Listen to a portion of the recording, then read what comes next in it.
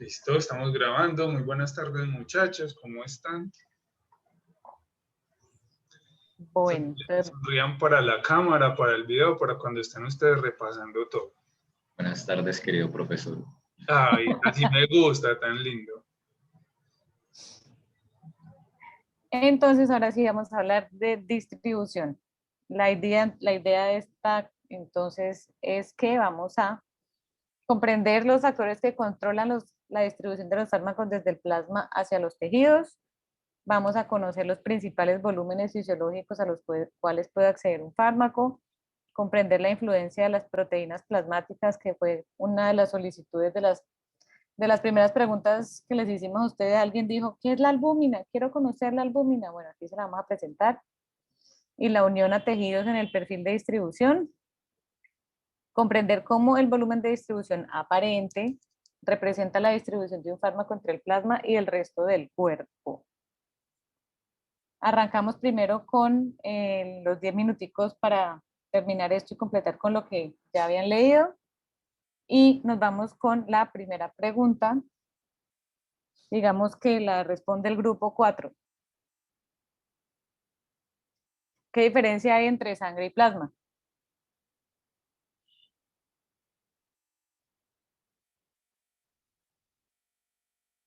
Es grupo 4. Grupo 4 sí. era Diana, Jacob, Lina, Vicky y ya. Sí. Pues la diferencia más grande que encontramos es, bueno, la definición nos dice que se separa entre sólidos y líquidos, y la parte, digamos, líquida como tal es el plasma. Y todo lo otro que compone, entonces, diferentes células, estas proteínas de las que estamos hablando, de las que estás hablando ahorita, ya sería entonces la sangre como tal. Listo. ¿Y por qué es relevante eso en nuestro tema?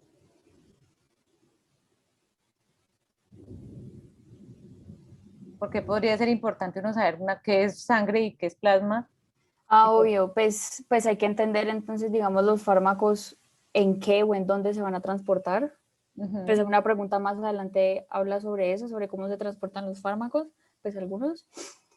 Y pues por otro lado también me imagino que, o sea, uno piensa que la sangre es simplemente agüita y ya o algo así, o pues que es líquido ya, pero en verdad es como un tejido súper complejo. Y pues si uno quiere, y pues si estamos viendo esto del ADME, y para que sí o sí, digamos, pueda absorberse, tiene que llegar a la circulación sistémica, perdón, para que pueda tener un efecto farmacológico, tiene que llegar a la circulación sistémica, pues es como un sitio súper mega importante que sí o sí tenemos que entender y analizar, y pues para poder, digamos, nosotros recetar, no sé, crear, inventarnos un fármaco. Listo. Y también ustedes de pronto han escuchado que siempre hablamos de concentración plasmática. ¿Por qué?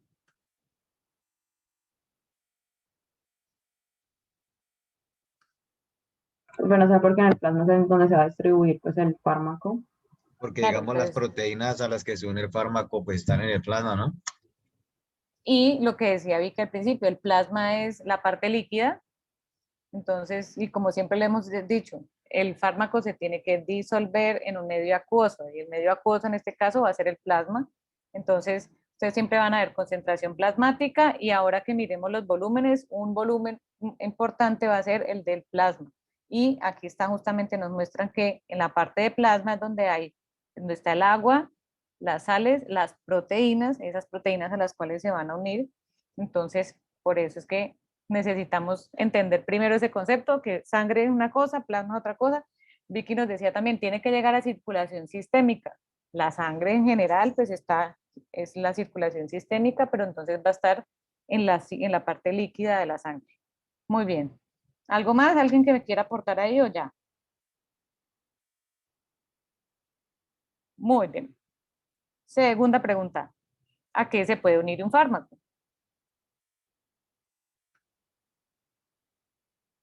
¿El grupo 4 también?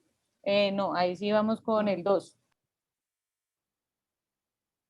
Bueno, profe, el fármaco se puede unir a proteínas plasmáticas, como un ejemplo está la albúmina, y también el libro decía que se puede unir como a los tejidos, como la parte como adiposa, no sé, como la grasa. No sé exactamente si sean proteínas o no, pero como la grasa, la parte de los tejidos. Muy bien.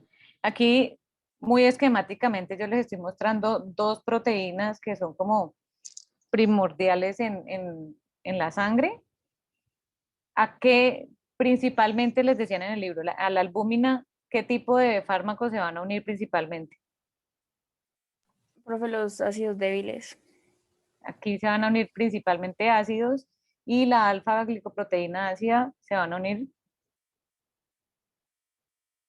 las bases débiles. Pues principalmente las las bases. Ajá. bases. Exactamente. Muy bien. Entonces sí, tenemos a esos que se unen entonces en la sangre principalmente las proteínas en el plasma y estas proteínas también van a tener unos sitios específicos de unión. Entonces va a haber una cantidad limitada de sitios en los cuales el fármaco se va a poder unir y también es un proceso reversible. Hay que saber que eso no es que se unió y ya quedó eternamente ahí amarrado de la albúmina, sino que eso se unen y se suelta, entonces ese que estaba unido ya queda como fármaco libre y entonces va a poder actuar, pero es un proceso dinámico y por lo tanto también va a presentar una constante de equilibrio como todas las que tenemos en todas partes, va a haber una constante de disociación y vamos a poder estudiar eso. Y eso va también a influenciar muchísimo cómo va a avanzar la concentración de fármaco entre un compartimento y otro. Muy bien. Entonces, ¿qué pasa cuando yo tengo esa proteína unida a una albúmina? Pues queda ahí atrapada. Si estamos viendo aquí el corte transversal de un capilar, hay diferentes tipos de configuración de capilares, ¿no? Que tienen unos que van a tener todas las células muy, muy unidas las unas a las otras y otros que tienen espacios más o menos fáciles de atravesar. Entonces, si yo tengo el fármaco unido aquí a la proteína, pues evidentemente ya queda muy bultoso para poder pasar y por aquí solamente el fármaco libre es el que va a poder pasar de un lado a otro y por lo tanto se me modifica, digamos, la cantidad de medicamento que puede pasar hacia una barrera o hacia otra. Eso va a ser importante si va a haber unión, porcentaje de unión o no. Ah, bueno, otra cosa de esto es que no solo que sea un proceso reversible y que hay unos sitios específicos, sino que también va a haber una especificidad. No todas las moléculas van a unirse a proteínas, entonces cuando ustedes miren también sus propios medicamentos, créanme que desde ya va a ser una mágica columna que va a aparecer nueva, que tiene porcentaje de unión a proteínas. Eso ustedes lo van a encontrar siempre que ustedes vayan a encontrar la ficha farmacológica de un producto, en la parte de farmacocinética, uno de los puntos que ese sí va a aparecer facilito, no como los que les he pedido ya, por ejemplo, el medio de disolución, ese no está tan fácil de encontrar, que cuál es el mecanismo por el cual atraviesa membranas, ese no lo van a tener, pero porcentaje de unión a proteínas, ahí está. Ese es como indispensable que aparezca porque van a ver también que eso va a tener una implicación clínica importante.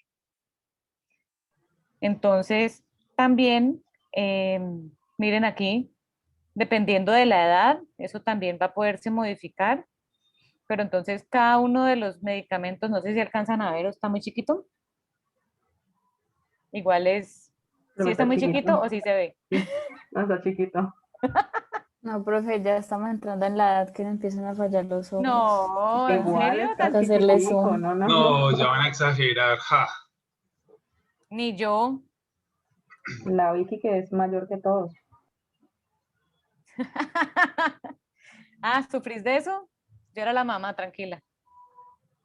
Pasé de ser de las menores en mi colegio a la mayor en mi semestre. No, yo era la mayor y por bastante, tranquila. Chico, lo que estaba diciendo Juli de, ya llenaron la tabla de Excel. Sí, sí, he tenido consultas, han aumentado las consultas en estos días. Ok. Ya Chévere. saben que es bastante importante esa tabla, mucho. Bueno, entonces como pueden ver, dependiendo de cada molécula, van a tener un porcentaje de unión a proteínas diferente, pues ustedes podrán encontrar después el de ustedes. Y hay unas que uno dice, pero caramba, auxilio, 95% de unión a proteínas, entonces, ¿qué? O sea, yo me tomo eso, me tomo 100 miligramos y hay una parte que se va a perder entre el metabolismo, entre el ácido del estómago, entre no sé qué, no sé qué, y luego además de todo lo que llega a sangre, el 95% se une. Entonces, lo que necesita uno para que haga un efecto terapéutico muchas veces puede ser una cantidad pequeña y va a tener una relevancia clínica. Bueno, y entonces aquí ya también me lo dijeron, no solamente se unen a proteínas plasmáticas, porque eso es en sangre, sino que también se va a unir a unos elementos dentro de los tejidos, como la grasa, las proteínas en los tejidos, ácidos nucleicos. Entonces, no solo va a estar el fármaco capturado en la sangre, posiblemente, pero una vez que pasa, entonces se puede también quedar estancado en los tejidos. Y eso va a ser importante cuando ya miremos ese punto del volumen de distribución aparente, porque va a haber si va a haber poquita concentración en la sangre y mucha en los tejidos, es porque se quedó unido a elementos de los tejidos, y cuando yo voy a hacer como ese cálculo de volumen de distribución aparente me da unos volúmenes como de una piscina, pero ¿cómo así? Bueno, pues resulta que es que mucho de eso no está en la sangre, sino que está es por allá amarrado a otros elementos dentro de los tejidos. Si uno tuviera un fármaco ideal, pues que no se une a nada, en ese caso, pues las concentraciones, esos equilibrios que se dan entre concentración de fármaco libre en el tejido y en el plasma, pues se igualan. Pero en realidad vamos a tener una parte, cuando un fármaco tiene mucha unión a proteínas plasmáticas, una parte va a estar unida acá y el equilibrio que se da no es el equilibrio real. O sea, obvio, aquí me van a disculpar, pero vamos a hablar mucho entre la realidad y lo que no es, lo que es real y lo que no es real y lo que es aparente. Uno cuando mide eso del equilibrio, uno dice, ah, bueno, ya están en equilibrio, pero resulta que solamente pueden estar en equilibrio los dos que están como fármaco libre.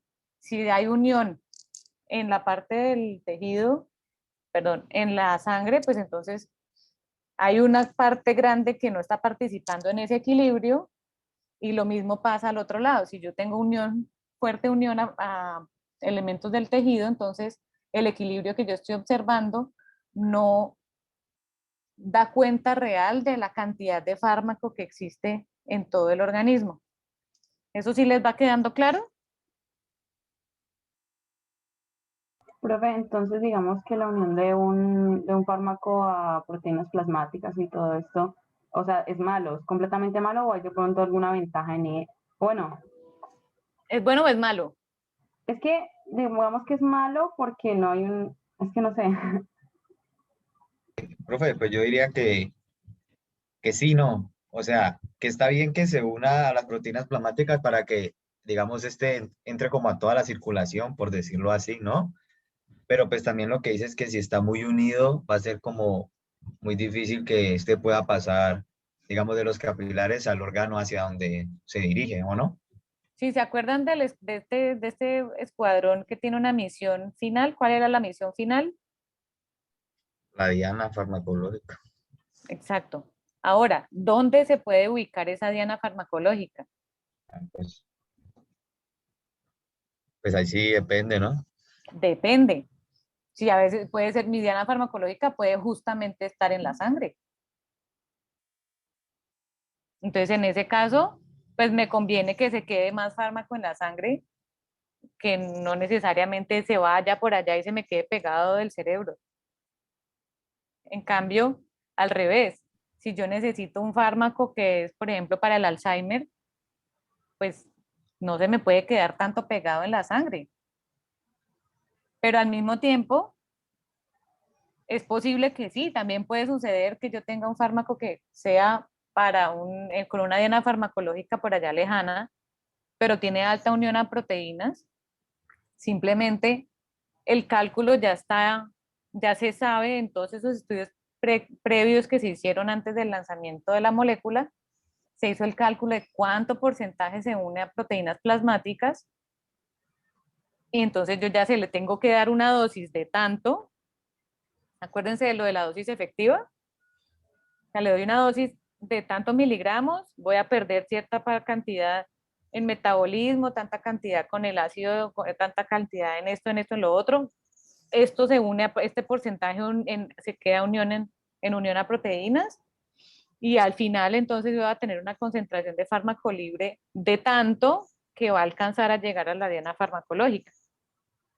En ese caso, ¿qué pasa si a mí se me modifica por alguna patología mi cantidad de proteínas en sangre? Profe, yo tenía una pregunta con respecto a eso también. O sea, digamos que en este caso la unión a proteínas plasmáticas puede, pues, en parte protegernos de que cuando se da esa absorción, la concentración plasmática explote y eso pueda hacer daño para nosotros. O...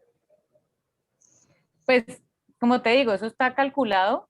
Entonces, si vos empezás a tener una deficiencia de proteínas, por ejemplo, y eso ya tiene como su dosis normal de, si yo me la tomo, voy a tener una concentración plasmática y una concentración en sitio terapéutico de tanto, y se me alteran ya sea a la baja o a la alta la cantidad de proteínas, pues eso justamente va a alterar la concentración plasmática y la concentración en el sitio terapéutico. Entonces, algunas veces sí tendremos que tener en cuenta eso y de pronto puede llegar a ser necesario hacer un ajuste de dosis. Sí, es que eso también pasaba mucho en pacientes polimedicados. Pues no tanto porque no tengan proteínas, sino porque pues esas proteínas ya están usando. También, exacto, o sea, Entonces no era muy necesariamente persistente. no es solo por cantidad de proteínas que tenga yo, sino también, como les digo, hay unos sitios de unión limitados y se puede dar una competencia de otros fármacos por esos sitios de unión. Entonces, si yo estoy administrándole al mismo tiempo muchos medicamentos que están compitiendo todos por los mismos sitios de unión en las proteínas, entonces va a haber una modificación en las concentraciones. Entonces, por todo esto es que la unión a proteínas resulta, y cómo está como ese equilibrio entre fracción unida y fracción libre es muy importante. ¿Ok? ¿Más preguntas o ya? No, ya, profe, gracias. Seguimos. Entonces, grupo 5.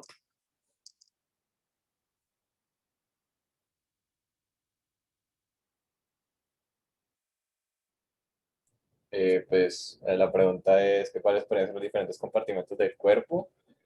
Nosotros pues dijimos que serían probablemente el tejido adiposo, o pues lo que viene siendo la grasa, el plasma, el fluido extracelular, el fluido intracelular, y pues en el libro no aparecían, porque en el libro igual tampoco aparecía la grasa, entonces era otra pregunta que tenía pues yo, y porque en el video pues él lo separaba mucho, decía como no, pues es que esto es por ejemplo el peritoneo, el líquido cefalorraquídeo, el fluido sinovial, pues como que están ahí pero son muy chiquitos, entonces él los dejaba por ahí por afuerita, pero digamos que él decía que la grasa era uno de los grandes compartimentos, pero en el libro en inglés yo no vi eso. Exacto, pues eso, a ver, por qué va a haber diferencia entre una cosa y en la otra? Pues eso depende también de la polaridad del fármaco, ¿no? O sea, digamos que uno podría decir que si es uno muy polar, pues probablemente el compartimento que sería pues la grasa me importe mucho, ¿no? Pues, o sea, lo que te digo sobre todo es el tema de, ustedes van a encontrar que son 6 litros, que son 42 litros, que son 45 litros, que hay 2 compartimentos, que son 3, que son 4, que son 5. Eso depende de la bibliografía. Hay que tomar es como el panorama grande. Uno puede hablar es como de, generalmente se habla es como de 3 compartimentos, así como máximo, de pronto hay un cuarto, y hay otros pues que se van a esa minucia de no, pues es que el tejido el líquido sinovial, la leche materna, o sea, un montón de subcompartimientos a los cuales podría llegar. Depende del hasta qué grado de profundidad necesitas llegar en el análisis. Pero ahí de a poco entonces vamos a entender también lo que va a venir en próximas clases, y es que depende del fármaco, yo puedo simplificar el compartimiento o tengo que empezar a pensar en, no, es que no es uno, son dos, o son tres, o son más, porque ya vamos a tratar de explicar para qué nos sirven estos compartimientos o no. Es que más adelante vamos a tratar de utilizar modelos matemáticos para explicar esa cinética de cómo se mueve cada medicamento, y entonces dependiendo de cada fármaco vamos a lograrlo explicar con un compartimento o con dos compartimentos o con tres compartimentos. Y como lo decís, depende de esas características fisicoquímicas o algo, cada medicamento, uno trata como de globalizar la mayoría como que en uno o dos compartimentos. Los que son de tres y más, pues esos ya son súper complicados y raritos. Entonces, por eso irnos al detalle de que son tres o cuatro o cinco o más, pues hasta ya no se llega a ese nivel de detalle. Voy a prender la luz, ya vuelvo. Profe, en el libro en inglés decía que era plasma, fluido extracelular, intracelular, o sea, ¿ahí estaría bien? Pues es otra cosa. Está bien.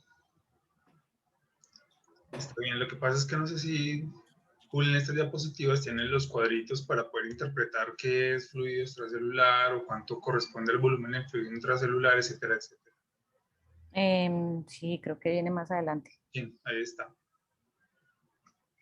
Entonces, sí, como les decía, la mayoría vamos a tratar de manejar como máximo tres compartimentos importantes, siendo el primero ese del que hablamos, que era el plasma. Por eso quería que hicieran la diferencia entre sangre y plasma, porque en volumen de plasma se generaliza que son unos 3 litros, y luego vamos a tener el fluido que está extracelular, todo eso aparte como de tejido conectivo y todo eso, que van a ser unos 15 litros.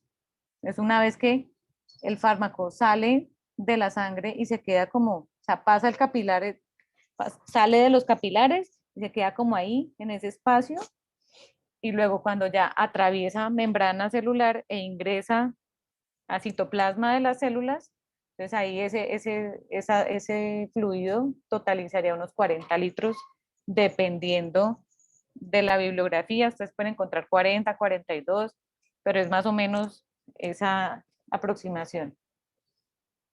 Y acá, ¿por qué tenemos como unos volúmenes como diferenticos acá arriba? ¿A qué les suena? Ah, porque es que aquí viene pregunta 6. ¿Qué me falta? Grupo 1.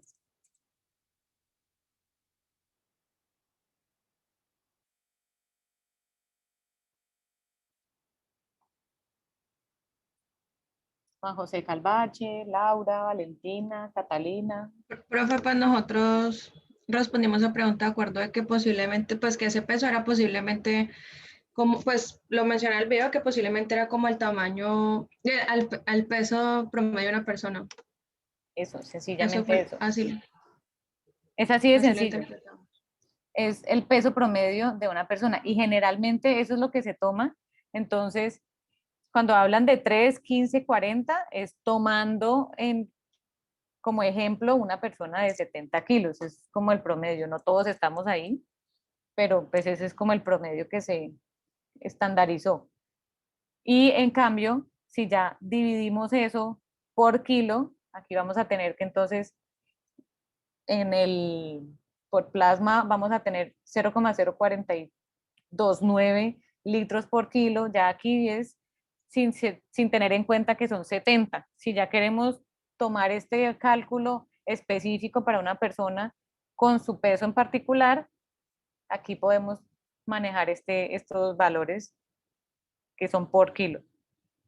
Entonces, ustedes cuando encuentren más adelante vamos a hablar de volumen de distribución aparente, van a poder encontrar los valores en una u otra unidad. Entonces, para que tengan muy presente, cuando no tiene sino litros, es considerando una persona de 70 kilos promedio. ¿Vale? Entonces, pero el agua también, o sea, ¿por qué vuelve y juega? Siempre les hemos hecho énfasis en si no se disuelve, no se absorbe, no se va, o sea, el tema de la solubilidad en agua y el agua y somos agua y necesitamos mucho tema de agua, cuánto volumen de agua tenemos en un lado, en el otro. Es crítico siempre hablar del agua, pero además esos volúmenes van a cambiar a medida que vamos avanzando en la vida. Hay que tener en cuenta, por ejemplo, cuando vean, o los que están viendo, los que ya vieron farmacología, probablemente les digan que los niños, los bebés son bolsitas de agua, o sea, ellos no tienen al principio sino como pura agua, entonces cualquier medicación con ellos es un lío, porque hay que tener en cuenta que es pura agua, y a medida que se va avanzando, pues ya esas proporciones van cambiando. Esto lo vamos a ver también. Al final vamos a hacer unas exposiciones de farmacocinética en poblaciones especiales y a algún grupo le va a tocar hablarnos en particular de la población pediátrica y nos tendrán que explicar esto y a ver, y otros que nos van a hablar de la población geriátrica, que ahí también va a haber una modificación en cuanto al volumen de agua. Entonces, eh, tenganlo presente que ese tema del volumen de agua es bastante importante.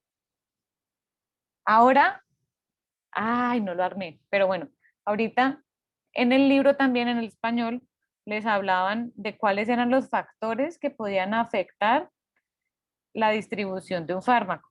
Pero entonces yo quiero que ustedes vayan y revisen eso y nos vamos a ir a un Padlet donde estamos todos, que ya vuelvo porque tengo que armarlo, y me van a caracterizar de acuerdo a que si son parámetros más bien físico-químicos o más bien fisiológicos. Entonces ya les mando el link. Si tienen preguntas, comentarios, inquietudes en este instante son bienvenidas. Sería chévere que el computador respondiera.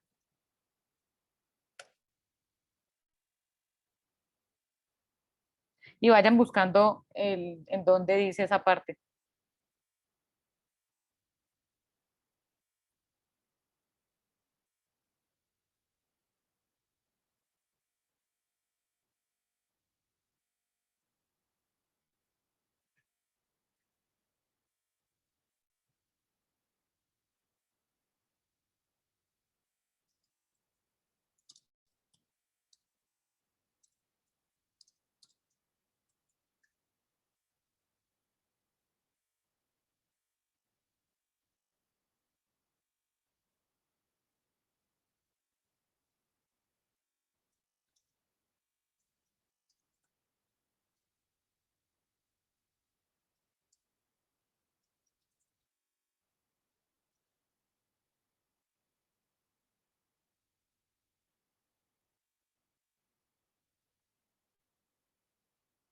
Aquí está.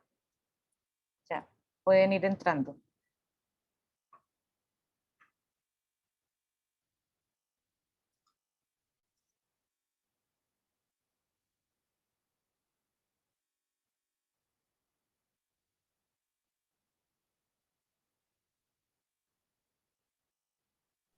Profe, ¿qué es lo que hay que hacer? Entonces, hay una parte en el libro en español donde les hablan de diferentes factores que pueden, es que el libro en español me encanta, pero es que es complicadito porque condensa todo en frasecitas muy, o sea, es súper al grano. Entonces hay que pararle muchas bolas porque en un poquito, en un parrafito está dando un montón de información clave.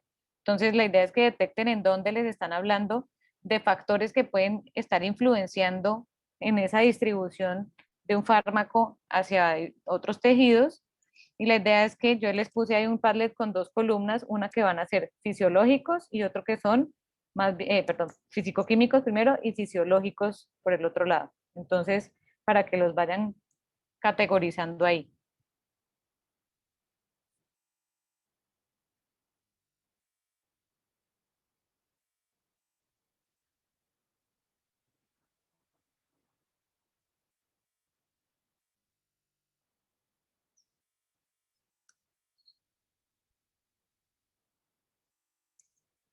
Ah,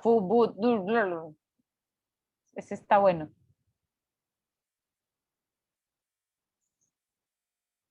Ah, sí, suena mejor.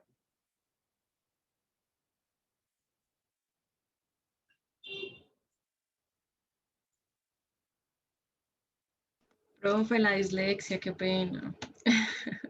El curso de mecanografía que no salió bien.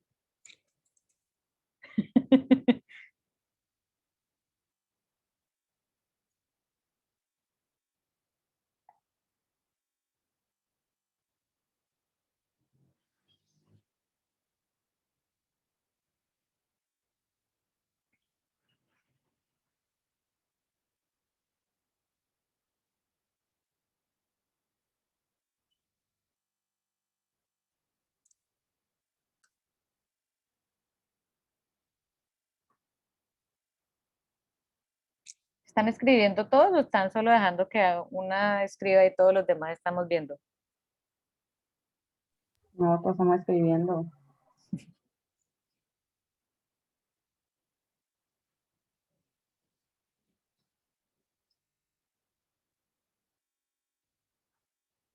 Bueno, entonces, el peso molecular es casi obvio, pero igual cuéntenme por qué el peso molecular puede afectar la distribución.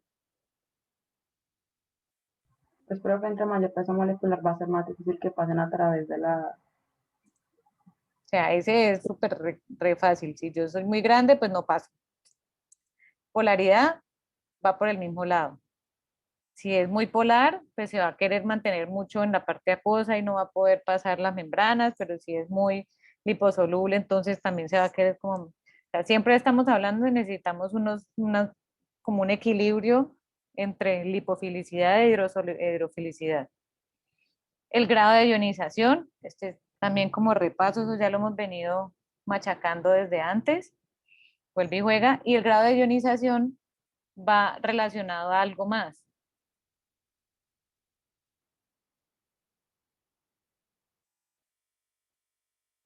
¿Por qué va a modificarse el grado de ionización de una molécula? ¿El pH? Eso, es el que me están escribiendo ahí, el pH, efectivamente. Según el pH del medio circundante, entonces mi molécula va a tener un grado de ionización diferente. La solubilidad, evidentemente, también, entonces va a modificar eso.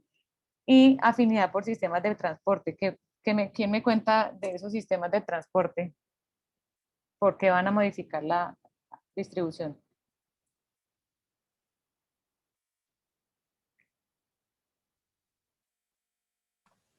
Pues habíamos dicho que los fármacos que se unían a proteínas, por lo tanto no podían participar, como no podían tener un efecto farmacológico más adelante. Eso es cierto, pero aquí estamos hablando de sistemas de transporte. ¿Qué eran Los esos SOCTE, sistemas de transporte? los sistemas de SOCTE que hacía que se pasaran los fármacos Los a las de, células, ¿no? los de influx y ¿Las esos. proteínas? Ah, Influx, ¿sí? Exactamente. Esas proteínas que van a tener una afinidad especial por ciertas moléculas y que pueden ayudarlas. Ese es el transporte facilitado. O sea, voy a ayudar a que pasen, ya sea con o sin aporte de ATP. Pero entonces puede que mi molécula sea muy grande, no tenga una polaridad suficiente para poder pasar, pero si es sustrato de alguna de estas proteínas transportadoras, entonces de todos modos me va a ayudar y va a modificar esa distribución. Ese sistema de transporte, entonces también lo vamos a tener un poquito en la parte fisiológica, va a tener también su homólogo de una característica, no sé si dentro del tejido, a ver, tiene que tener una característica especial también para que fisiológicamente esa parte de los sistemas de transporte eh, se modifique. No sé si estoy guiándolos bien para la pregunta. Julián.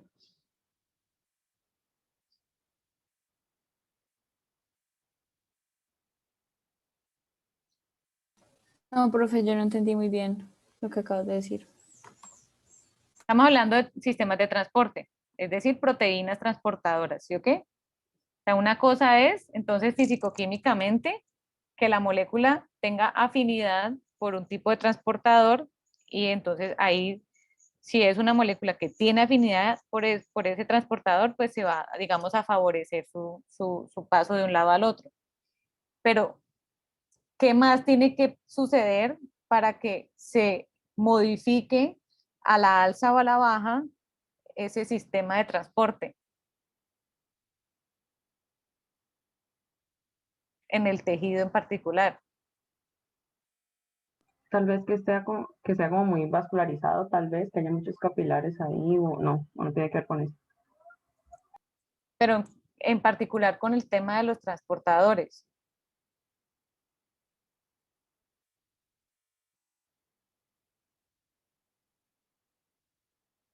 ¿Qué tiene que haber para que se modifique el transporte? Si mi molécula de entrada es muy afín a un transportador, sufre con transportador, listo, yay, me ayuda un transportador. Solo no me sirve, o sea, puede que yo sea muy afín a un transportador, todo bien. Gradiente de concentración, aquí estamos ya ayudándole, el transportador va a hacerle el trabajo. Entonces, ¿qué pasa si no hay transportador en ese tejido? Que Toca no por sea difusión. transporte, ¿no? O sea, pues para allá era que quería ir, pero no lo logré.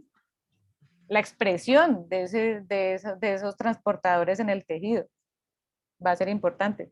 Si en mi tejido no hay transportadores, pues no me sirve de nada tener afinidad por el transportador, no me va a ayudar a pasar hacia ese tejido.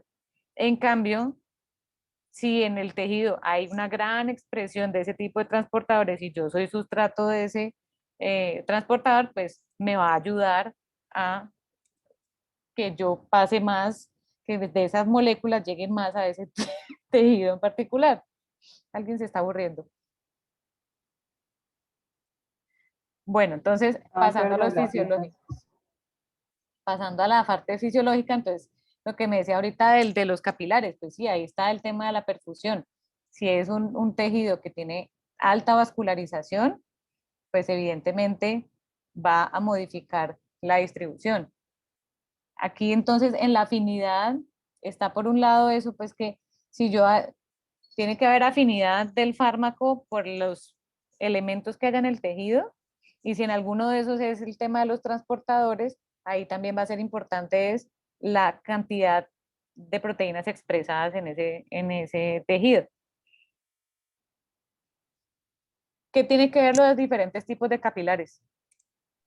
Pues, profe, yo lo que en la lectura dicen que algunos medicamentos pueden que pasen como la primera barrera, pero no pueden, digamos, llegar a la segunda, o digamos, unos llegan hasta la tercera y ya después no pueden como salir, y digamos, los diferentes capilares era que unos, digamos, tenían están los dibujitos, que era que tenían toda la membrana basal y digamos, hay un espacio intercelular definido, pero otros tenían como fenestraciones, como que eran más separados, y había otro que no tenía como tal membrana basal, que era capilar sinusoide. Ujú. Entonces, sí, o sea, por un lado, vuelve y juega. No me sirve de nada que sea un tejido ultra irrigado si la característica de los capilares no permite un paso muy facilitado de moléculas. A la inversa, yo puedo tener un tejido pues que no son muchísimos los capilares que llegan hasta ese tejido, pero sí son, digamos, muy promiscuos, o sea, con unos espacios muy fáciles para salir desde el capilar hacia el tejido, pues ahí vamos a poder tener una distribución amplia. Entonces, eso también es lo de las características del lecho capilar. ¿Algo más? ¿Quién me cuenta algo más? Profe, esas características no lo entendí muy bien. ¿Podrías volver a explicar? O sea, yo vi que hay varias formas del capilar, ¿no? Que fenestrado, sinusoide. Pero, o sea, ¿eso qué afecta? ¿Que por el espacio intercelular se puede escapar el fármaco? No, lo que pasa es que, a ver, espera. A ver, ¿qué más tengo yo por acá? Chu, chu, chu. Bueno, sí, efectivamente, mira. En los físico-químicos, pues los que ya dijimos que son el peso, la polaridad, el grado de ionización, la afinidad tanto por los sistemas de transporte como por el tejido determinado. Y en fisiológicos va a haber qué tanta expresión de transportadores va a haber, en dónde se van a localizar esos transportadores, la unión oclusiva, que ahorita vamos a mirar, y esto del lecho capilar, que el lecho capilar puede, el lecho capilar el capilar es un tubo, una manguera, pero esa manguera es permeable, ¿cierto? Pero va a haber unas de esas mangueras que son más permeables que otras, es decir, tienen unos espacios entre las células más grandes o más estrechos, y eso va a facilitar o a impedir que lo que está aquí adentro de la manguera pase hacia afuera o se quede adentro del capilar. Ahí te queda un poco como la noción grande. Sí, profe, gracias.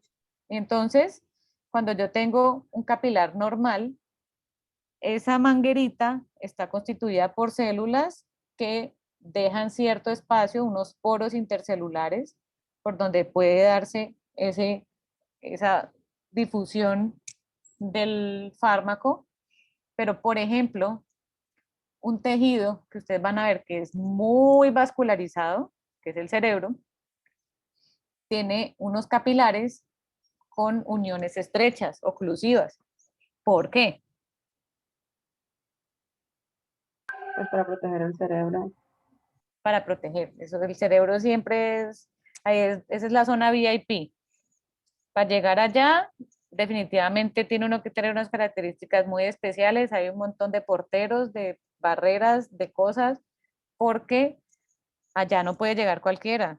Cualquier cosa, o sea, una cochinadita que nos llegue por ahí al dedo, pues se elimina facilito, pero cuando ya llegan hasta el cerebro, ahí puede generar daños muy importantes. Entonces, de esos órganos que son súper protegidos, y una manera de hacer esa protección es el lecho capilar de la barrera hematoencefálica va a ser con uniones estrechas que no permiten el paso de cualquier cosa.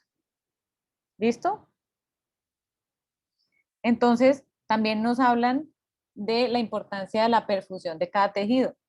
Hay que saber que no todos los tejidos, a todas partes, no llega la misma cantidad de capilares sanguíneos. Aquí vemos, por ejemplo, que para el pulmón vamos a tener 5.400 mililitros de sangre por minuto que llegan. Ahí llega mucha sangre. Al riñón 1.230, al hígado 1.500, al corazón 250, al cerebro le llega mucho también. Entonces tienen una tasa alta, pero entonces ahora vamos a ver también que esa distribución del fármaco puede depender de qué tanta sangre le está llegando, es decir, una distribución dependiente de la perfusión del órgano, y va a haber otras que no van a depender necesariamente de la perfusión. ¿Listo? Eso también estaba ahí en la lectura. A ver, ¿qué grupo me falta? Ya me perdí, ya no me acuerdo. Ayuda. O ya le pregunté a todos. Profe, ya todos. Bueno, No, mentira, no sé. entonces, No sé. Tim Marín de Dopingüe, ¿a quién le toca el volumen de distribución? El más valiente. ¿Quién fue el que más entendió de volumen de distribución?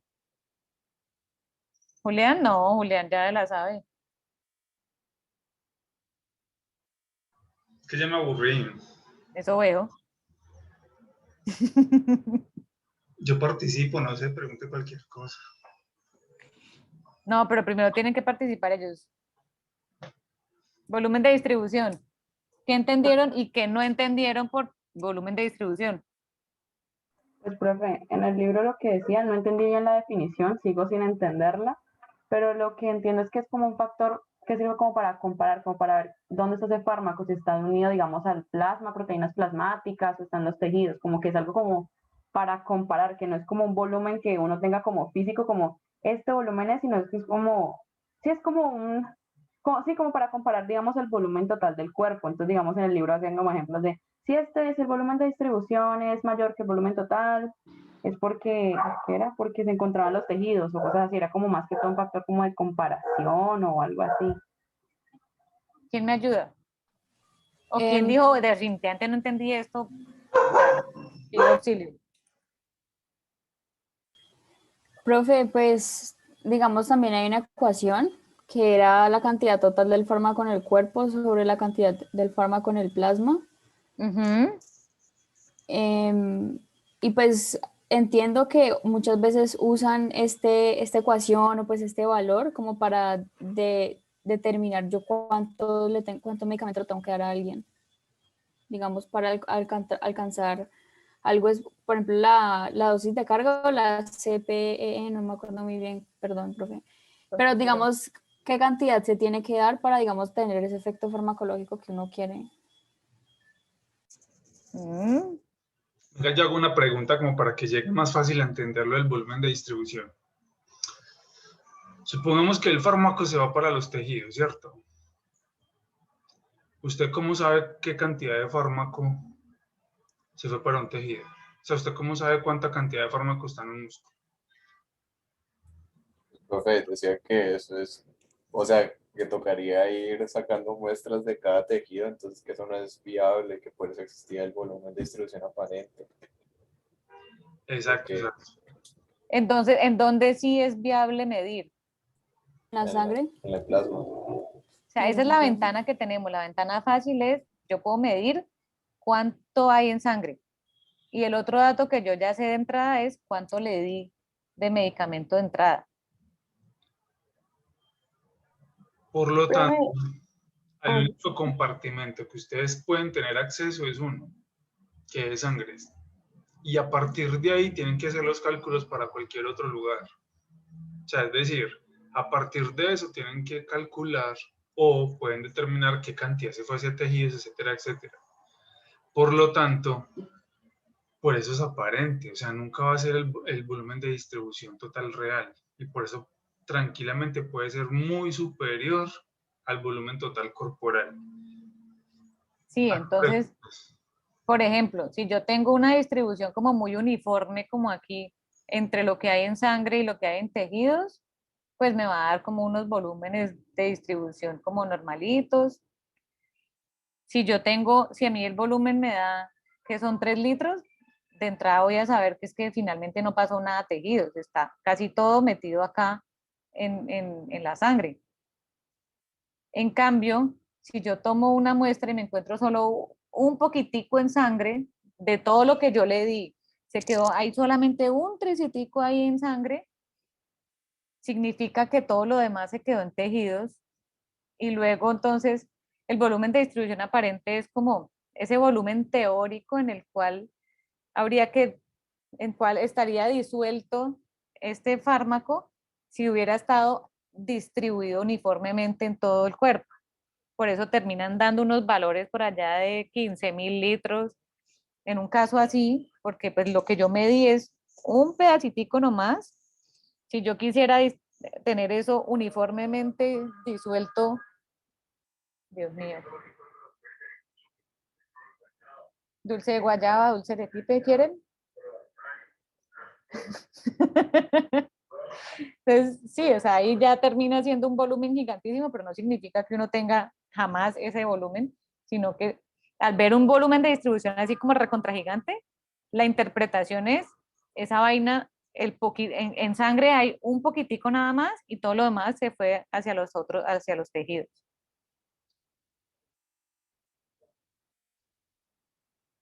Entonces, acá nos dan, por ejemplo, esta definición que el volumen aparente de distribución es ese volumen teórico de líquido en el que habría que disolver la cantidad total de fármaco administrado para que su concentración fuese igual a la del plasma. Si yo tengo un poquito nomás en sangre, para que pudiera estar disuelto en toda la cantidad del fármaco que yo le di, pues necesito un volumen más grande. Por ejemplo, si tras administrar 1000 miligramos de un fármaco, yo obtengo una concentración en plasma solo quedaron 10. O sea que los 1000 miligramos han quedado aparentemente distribuidos en 100 litros. ¿Me siguen o no me siguen? Sí, profe. Ahora sí, Marisabel.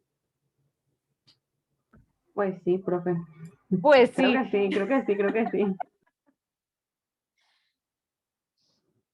Entonces hay que tener muy claro que ese volumen de distribución no guarda una correspondencia alguna con el volumen real del cuerpo, por eso, o sea, 100 litros no tenemos en el cuerpo, o con sus compartimientos con los que ya hemos venido hablando, sino que está relacionado es con qué tanto se distribuyó ese fármaco en el organismo como tal. Cuando se une mucho a tejidos, solo queda circulando un pedacitico nada más de la dosis en la sangre, por lo que la concentración plasmática va a ser muy bajita y el volumen de distribución va a ser grande. Los fármacos que sí se mantienen en la sangre, pues van a tener antes unos volúmenes de distribución pequeños. Eso sí lo tienen claro. O sea, si es grande, esa vaina está en tejido. Si es chiquito, se quedó en la sangre. ¿Es claro? Muy bien. Sí, profe, ya. Entonces, recapitulando, acuérdense entonces que nosotros nos tomamos una dosis de fármaco que primero se tiene que desintegrar, disolver, absorber, pasarse entonces a través de todos estos, ay, mira la chanta, pasar a través de el perro muy fino del perdón, pasar a través de las células epiteliales, va a haber una participación de pronto de proteínas de uptake o de efflux. Esto lo vamos a ver, pero puede haber un poquito de metabolismo desde el enterocito. Va a haber mucho tema de metabolismo y eso lo vamos a ver ya en las siguientes clases. Y finalmente, entonces, vamos a tener una dosis efectiva que depende de todo esto todos estos procesos. Y de ahí, entonces ya está en sangre. Miren, esta es la manguerita que yo te decía, María José. Esto es un capilar sanguíneo. Lo que pasa es que uno gráficamente nunca se ha puesto a imaginar realmente cómo se compone una manguera de esas. Y pues mira que cada uno de estos sería como una célula y dependiendo del espacio que vaya a haber entre cada una de estas células, va a ser más permisivo o menos permisivo para el paso de sustancias a través de este tubito. Entonces, por eso, dependiendo de la vía de administración, como acabamos de ver, si es por vía oral, tiene todo este tema, llega al corazón y el corazón ya ayuda a mandar para el cerebro, para el músculo, para los tejidos grasos y va para allá. Va a pasar también hacia el riñón para que se elimine. Si es por intravenosa, se salta todo. Yo tengo un fármaco que se inyecta directamente en el sistema sanguíneo, por eso me salté la liberación, la disolución, la absorción, y directamente lo que vamos a ver es el proceso de distribución y eliminación, nada más. Entonces, todo esto es un circuito, dependiendo de por dónde yo llegue, si llego por acá intramuscular, esas vacunas que les estuvieron aplicando en estos días. Uy, ¿cuál es? Hay unas que son como un puño más bueno. ¿Cuál era la del tétano? El tétano. Uf. Esa yo les recomiendo que sigan el esquema una sola vez y no tengan que estar cada inicio de semestre haciendo otra vez la aplicación. Con una sola vez que uno sea juicioso con los refuerzos que tiene que hacer, ya no tienen que volverse a hacer por lo menos en un rato. Entonces, en la inyección intramuscular vamos a entrar primero aquí a músculo y el músculo llega rapidito a la sangre y eso distribuye entonces para los demás tejidos. Y se va a repartir en distintos volúmenes. Miren acá, por ejemplo, este que se quedaría este tendría un volumen de distribución alto o bajo. Bajo, profe. Bajo. ¿Puedes acercarlo? Aquí estaría como en un volumen de esos de 3 litros. Y la pregunta que hacíamos ahora más o menos, ¿eso es bueno o es malo? Pues Depende. depende. Muy bien, depende. Si yo necesito que actúe en sangre, pues pues me sirve, es bueno, es bueno. O por ejemplo, si es, por ejemplo, para una infección urinaria, yo necesito a mí no me interesa que se vaya por allá hasta la grasa del estómago, no, necesito que circule rápido hacia el riñón y hacia el sistema urinario para ayudarme a actuar allá. Y de ahí el extremo es cuando ya son esos fármacos que son como de depósito, que se van a quedar dando vueltas en el cuerpo por allá. Eso también va a tener una correlación con el tiempo de vida media del fármaco. Por ejemplo, ¿ustedes creen que va a tener una vida media alta o baja? Baja. Comparado con esta. Baja. O sea, este va a tener mayor tendencia a eliminarse rápidamente. En cambio, este va a ser pues como muy lipofílico. Uno ahí va haciendo como un montón de asociaciones. Si es un fármaco que tiene un volumen de distribución grande, pues se supone que va a ser como más lipofílico, entonces se va a depositar por allá en la grasa, entonces va a ser más difícil que sea eliminado, por lo tanto puede que tenga una vida media larga. O sea, si ven, a partir de lo que les decía Julián la vez pasada, con ese datico de volumen de distribución, uno ya tiene un montón de información.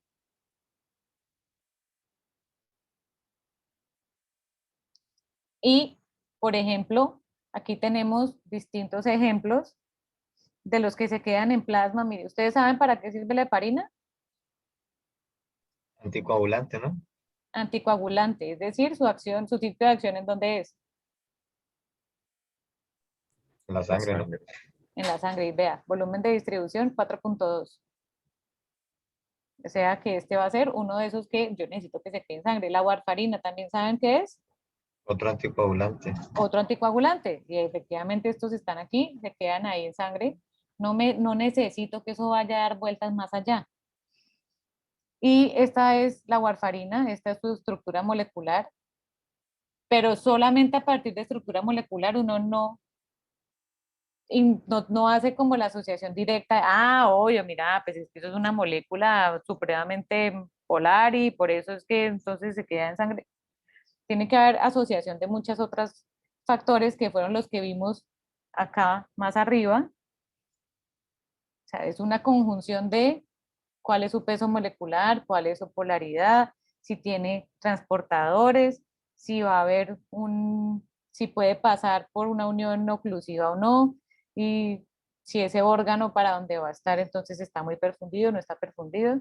De ahí, todo eso, ahí es donde uno conecta todos estos factores con ese dato final de cuál fue el volumen de distribución.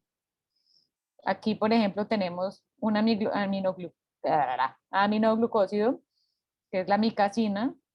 Este tiene no tanto volumen de distribución, son 20. Entonces, sale de la sangre, se queda principalmente en el fluido extracelular. Y de ahí podemos llegar hasta este que se volvió tan famoso en estos días y ya perdió su fama, pasó de la fama al desprestigio. La cloroquina tiene unas características fisicoquímicas, pero también tiene otro tipo de cosas asociadas que van a hacer que su volumen de distribución sea de 14.000 litros. Eso es un montón, pero no significa que es que esa vaina, que es que yo tenga 14.000 litros en el cuerpo donde repartirlo. No, significa que cuando se administra por alguna vía, se va a pasar mucha parte hacia los tejidos y en sangre solamente queda una concentración plasmática poquita. ¿Listo? Profe, entonces, entre más alto sea el volumen de distribución, ¿va a haber mayor distribución en los tejidos? Según lo que entiendo. Es correcto. Eso es, por eso te digo, o sea, uno indirectamente con ese número ya puede suponer, entonces este se queda más que todo, por ejemplo, así, estos que tienen como estos volúmenes así como intermedios, uno dice, o sea, sí alcanza a salir de la sangre, pero se queda más que todo es como en el fluido extracelular, no llega tanto como hasta el interior de la célula. Y si es, no sé, si es algo que tiene que ir a actuar por allá con poro nuclear, pues tendría que ser un medicamento que tenga un volumen de distribución más amplio para que llegue hasta todo el volumen dentro de las células. O sea, es tratar de hacer como todas esas conexiones, así como Juan José. O sea, si yo tengo un volumen, ¿eso qué interpretación tiene? Ahora sí, la ecuacioncita que me decía Vicky. Esto, ¿cómo se calcula? Es facilito.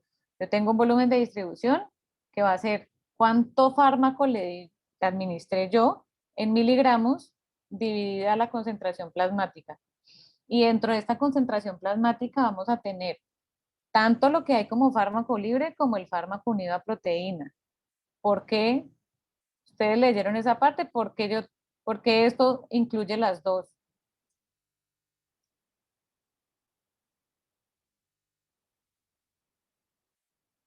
¿Qué diferencia hay entre las dos? Pues lo que vimos ahora, ¿no, profe? Que, digamos, si un fármaco pues, se une a la proteína, el otro, pues, que está libre, pues va a poder llegar más fácil al tejido. Depende, pues, en el caso que nos diste que si la acción farmacológica era en la sangre, ¿no? Eso tendría que ver con eso, ¿no? Pero ahí yo te quiero hacer una pregunta, profe. Dale. Se supone que, digamos, la dosis que uno da inicialmente, pues una dosis X, digamos 500 miligramos, también, digamos, uno tendría que mirar para poder sacar ese volumen de distribución la biodisponibilidad del fármaco, ¿no? O no, digamos, sería como que sacar el porcentaje, por decirlo así, el parámetro de esa dosis que llega a sangre y a partir de esa sangre, de esa dosis que queda, pues, de la dosis que va a generar una acción farmacológica, saber el porcentaje que llega a proteínas y lo restante quedaría en sangre o no. ¿Que llega a proteínas? ¿Cómo así que O llega a sea, pues que proteínas? se une a proteínas, que tiene un porcentaje unión a proteínas y el otro porcentaje restante sería fármaco libre o no. Ojo, porque lo que te estoy diciendo, esa medición que vos haces en plasma incluye las dos, tanto el fármaco libre como el que está unido a proteínas. Ujú, Y bueno, pero entonces, supongamos que estás desarrollando un fármaco por primerita vez. ujú. Es una vaina, molécula nueva. Si vos querés determinar ese volumen de distribución aparente,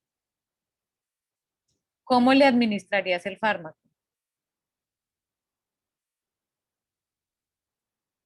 ¿Por qué vía?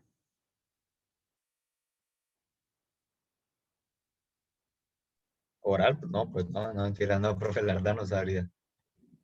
Es que me acabas de hacer la pregunta que iba justo por ahí. ¿Cómo así, profe? ¿Qué diferencia hay entre dar un medicamento por vía oral o por vía intravenosa? Pues que, digo, en uno no hay, por decirlo así, absorción, llega de uno al torrente sanguíneo.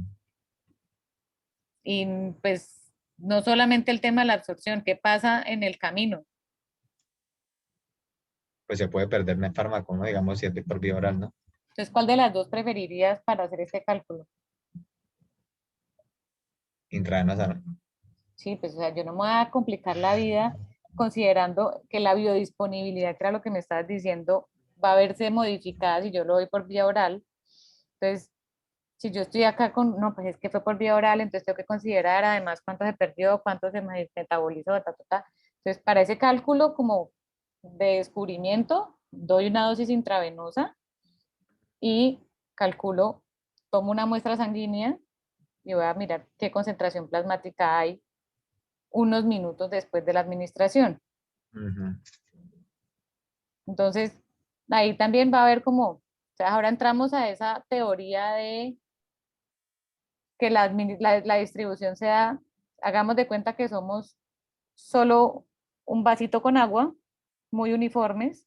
Entonces, cuando yo administro esa dosis en ese vasito con agua, la dosis en teoría se va a distribuir uniformemente inmediatamente. Entonces, por eso es que yo ahí ya después puedo tomar la muestra y calcular cuánto fue la concentración. ¿Cierto?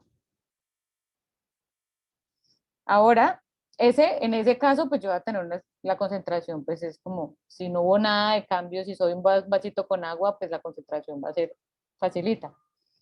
Pero si ya ahí hablamos ya después de los modelos distintos donde vamos a decir es que no es solo un compartimento, sino que son dos compartimentos, entonces se distribuye, pasa de uno aquí, pasa al otro lado. Cuando yo tomo una muestra en este lado, indirectamente voy a saber cuánto se fue para el otro lado.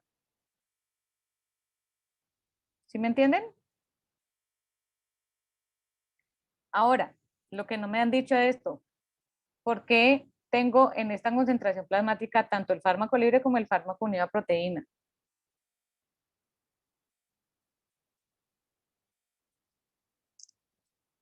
Vamos más atrás. ¿Cómo se mide una concentración plasmática? En la práctica. ¿Cómo se mide una concentración de lo que sea en nuestra vida de químicos?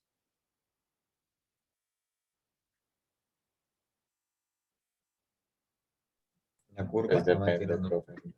Una curva. Exacto. Ujú. Entonces, primero yo tengo que hacer una curva de calibración. Un estándar. Ujú. Luego, Pues hacer las diferentes disoluciones, ¿no? pues hago las disoluciones para poder lograr obtener las distintas concentraciones que me van a... Exacto. ¿Qué más?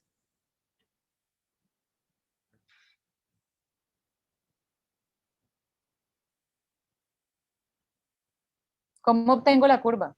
Pues espectrofotometría, ¿no? HPLC, Obtengo las HPLC. absorbancias de los estándares y a partir de eso preparo la curva y tengo la ecuación. Exacto. Yo voy a utilizar algún equipo de espectrofotometría, HPLC, para cuantificar y medir, a ver cuánto me dio y hago mi curva. Tengo la curva, ¿ahora qué?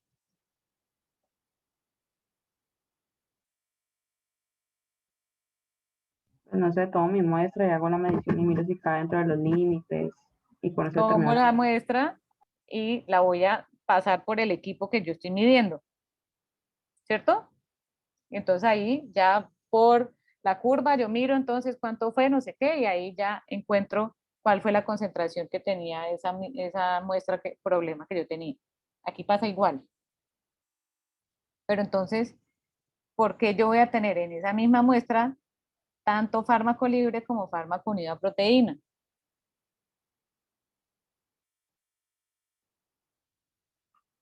¿O qué tendría yo que hacer para poder medir única y exclusivamente esta fracción del fármaco libre? Porque acuérdense que el fármaco libre es el que tiene la acción farmacológica. Pues, profe, en el libro decían que era muy complicado y por eso se tomaba así en total, porque para medir el fármaco libre eran procesos muy tediosos y caros y además que no se había como constituido ese método en la rutina. Exacto, es Entonces, un o sea, tema debe ser principalmente difícil. instrumental, por eso me remití a cómo hago yo una cuantificación de cualquier tipo de muestra. Es un instrumento. Yo tengo que, primero, pues la curva de calibración y la concentración de cada uno de esos estándares, pasarlo por un equipo que me va a cuantificar y medir y me da un valor, y luego paso mi muestra problema y me va a cuantificar y me da un valor.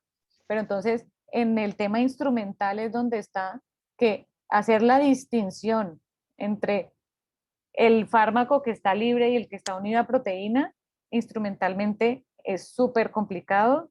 No tenemos, tiene uno que hacer entonces unas técnicas de ultrafiltración Sí, para poder eso, separar uno del otro. participación.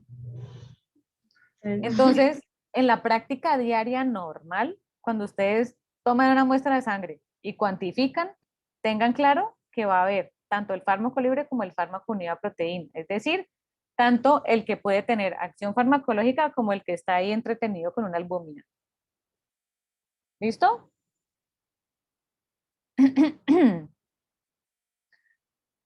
Entonces, cuando uno ve, por ejemplo, aquí esto que uno está midiendo y cuando está midiendo es la concentración de ambas concentraciones, tanto el fármaco libre como el que está unido a proteínas. Apliquemos un poquito esa ecuación de la medición del fármaco, del volumen de distribución. Entonces, aquí tenemos un fármaco que es el captopril, ¿Alguien sabe esto para qué sirve? Es Antihipertensivo. hipertensión. Es por el del, uno, por los nombres uno ya sabe más o menos la familia. Por el enalapril es de esa misma familia, captopril. Entonces tiene un volumen de distribución de 0,81 litros por kilo. Y esto implica que si un paciente de 60 kilos recibió una dosis de 20 miligramos, ¿cuál es esa concentración plasmática?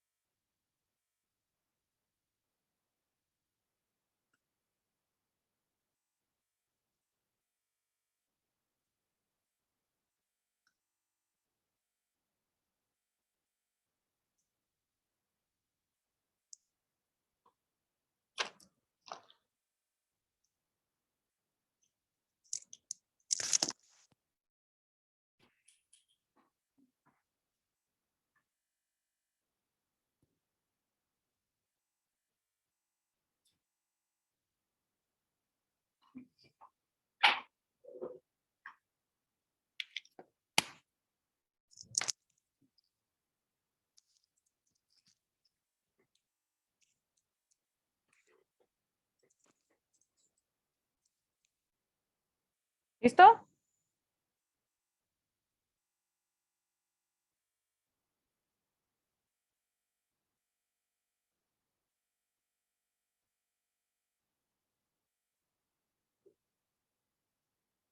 ¿Nadie? Profe, a mí me dio 0,41 miligramos por litro. ¿Alguien le da lo mismo? ¿Alguien le da distinto?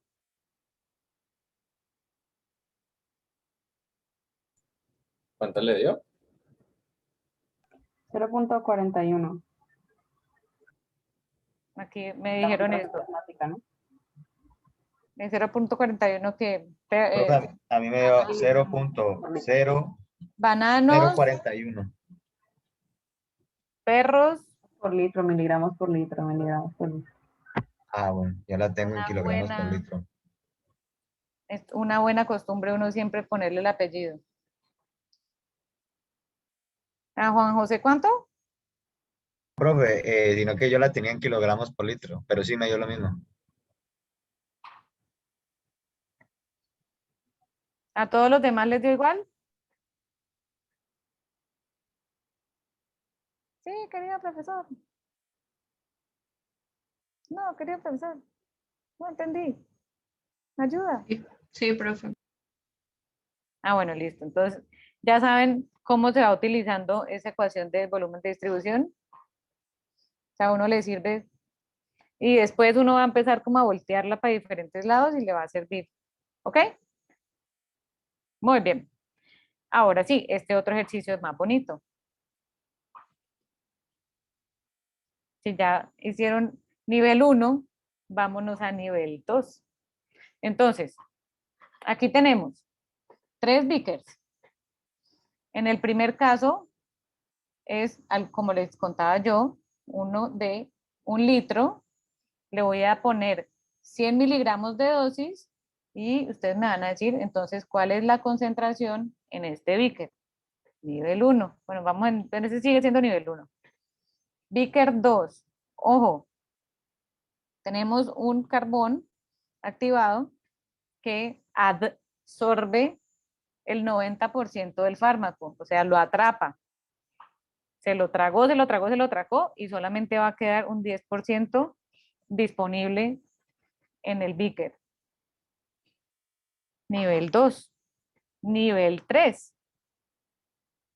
Aquí tenemos tercer beaker, 1000 mililitros de volumen completo, pero ponemos una barrera aquí, una membrana semipermeable que solo deja pasar el líquido y lo que esté en el líquido. Y en la parte superior de este beaker, en esta mitad superior, vamos a tener también un carbón activado, pero que está suspendido en todo ese volumen superior y que absorbe también un 90% del fármaco. Entonces, se toma la muestrica así desde arriba, una muestra para hacer la cuantificación de la concentración, qué concentración va a haber en esta muestra de aquí, qué concentración va a haber en la muestra tomada aquí y qué concentración vamos a tener en esta muestra tomada aquí.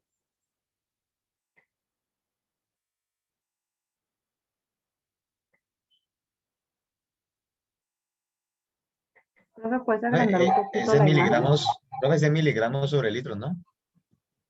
Miligramos por litro. Sí, sí, sí. Sí, ojo que ahí les dan mililitros, pero es por litro.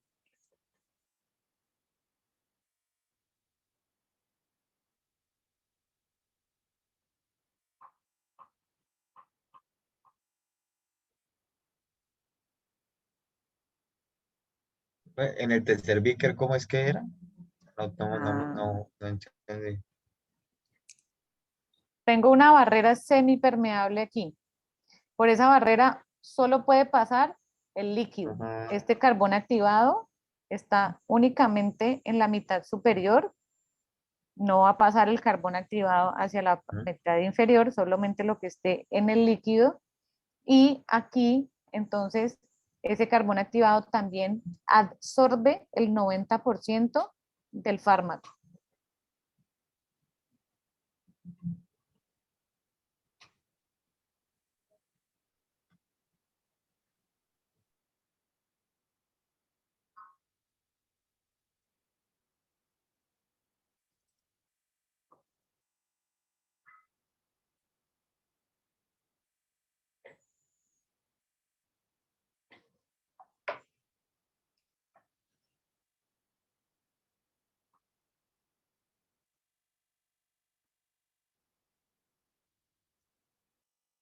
Lina, puedes usar una calculadora, no hay necesidad de esforzarse tanto así No, momentáneamente. no, es que estoy como imaginándome el beaker, porque la tengo, estoy en el celular.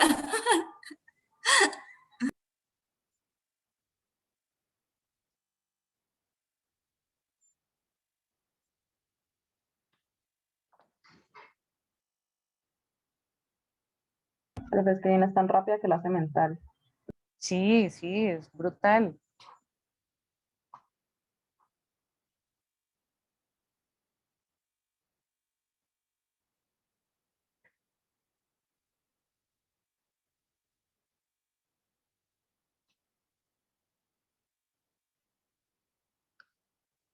Profe, y perdón, ¿esa membrana está como exactamente en la mitad? Absolutamente la mitad. Ah, listo.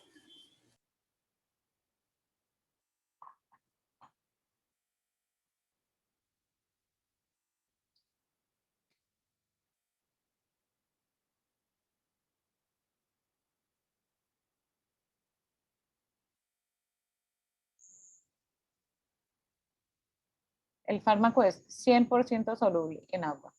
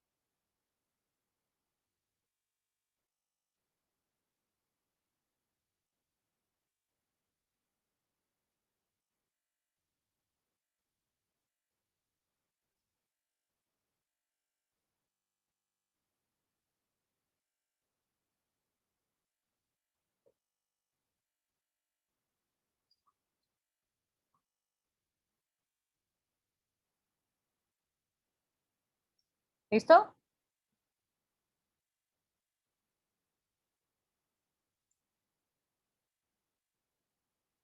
Veo varias caras que me hacen que sí, pero hay varias pantallas negras en las que no sé, pero bueno. Las pantallas negras por lo menos pueden hablar.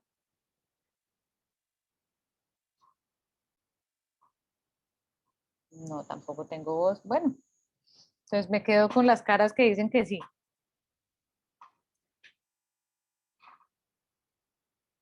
Vicker 1. A ver, Lina, que estaba así haciendo tanto cálculo. ¿Qué concentración te dio en el Vicker 1?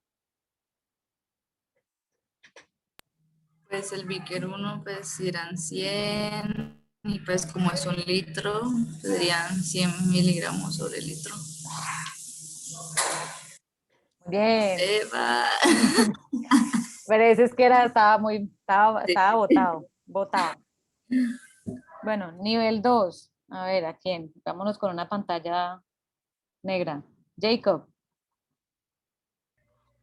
Creo que sería 10, porque si absorbe el 90%, pues se queda ahí como es un litro. ¿Todo el mundo está de acuerdo? ¿Alguien tiene otra opinión? Pues, profe, yo puse lo mismo. ¿Nadie controvierte?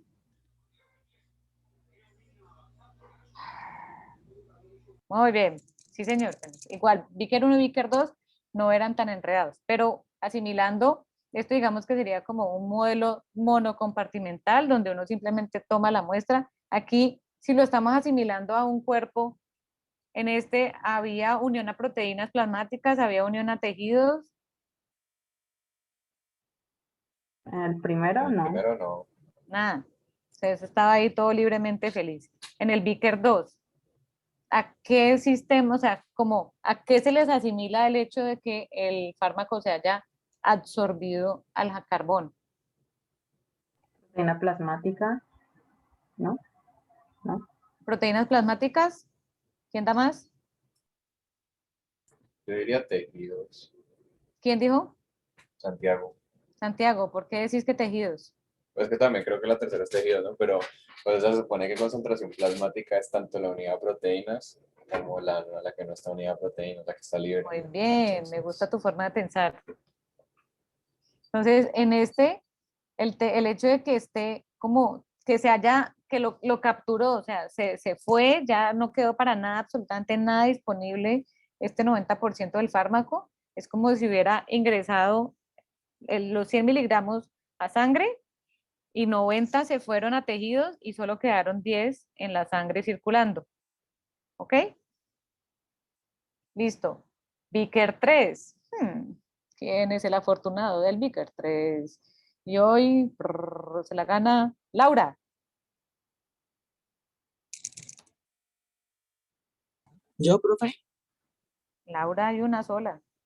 profe, no lo he Sí. hecho. Es que me quedé embollada con el ejercicio anterior, ¿Por qué te embollaste en el ejercicio anterior? porque es que no entendía cómo se sacaba ¿cómo se dice? La concentración, y era porque no lo había multiplicado por el peso. Era eso que me faltaba. ¿Sí me entiendes? ¿Por cuál peso? Por el peso de los 60 kilogramos del Ah, el captopril. captopril. Caramba, Sí, sí, ya. profe. Qué pena. El ejercicio anterior, ya. Bueno, te salvaste. Andrea, Profe, yo puse 20 yo puse porque, 20. pues, o Dime. sea, como ese carbina absorbe 90, entonces queda ahí 10 y serían 10 miligramos en 500 mililitros.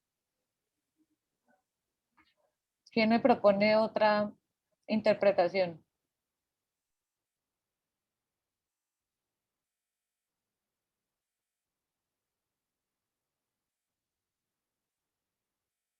O le quedan 4 minutos. A ver, por favor. Profe, pues yo también pensé eso, pero ahorita pensé otra cosa. Que ¿Qué es pensaste que, ahora? pues, o sea, se perdió, pues quedan 10 miligramos, pero de eso se tienen que repartir entre las dos partes que separan la membrana. Por eso Entonces, les dije, el fármaco es soluble absolutamente en la parte líquida. Entonces, sí, esos 10 miligramos están repartidos en todo el volumen. ¿Y el otro, en el otro lado qué? Otro lado, ¿cómo así que? ¿Qué pasó? No, profe, no entendí. 180, a mí me dio 180, pero pues no tuve en cuenta lo que dijiste, que esos 10 de abajo se repartían en todo porque era completamente soluble en agua. Entonces hay que, o sea, solo sé que hay que hacerlo sobre 0.5 litros, pero no sabría qué cantidad va arriba, qué Combinemos cantidad todo. va abajo. Sería 5 sobre 0,5 y esos 10 también. O sea, cuando yo tomo esta muestra de aquí, voy a tener, como les digo, por eso también les hacía énfasis ahora, cuando yo cuantifico, voy a cuantificar tanto lo que está unido a proteínas, que sería, en este caso, como está el carbón activado ahí suspendido, sería como, ahí sí sería como una asimilación a unión a proteínas. Entonces yo cuantifico lo que está unido a proteínas más lo que está como fármaco libre. Entonces, esta parte, el 90%, estos 90 miligramos, como decía Vicky, está repartido solamente en 0.5 mililitros, entonces tengo que calcular, por un lado, esa fracción, lo que está en el 0.5 litros distribuido solamente en 0.5 mililitros, litros, y la otra porción es los 10 miligramos repartidos en un litro. Y creo que para la próxima, si no les quedó del todo claro, échenle cacumen, lo revisan y efectivamente entonces ya la segunda solución era 90 dividido 0.5 que está absorbido más el 10 que está en un litro y nos da es los 180 que le dieron a Vicky más los 10 que dijo, no sé si fue Santiago, 190 miligramos por litro. Antes de que nos corten, entonces, para la próxima clase, por favor, ahora les mando al chat, vamos a ver la parte del libro en inglés de la página 82 hasta el final del capítulo.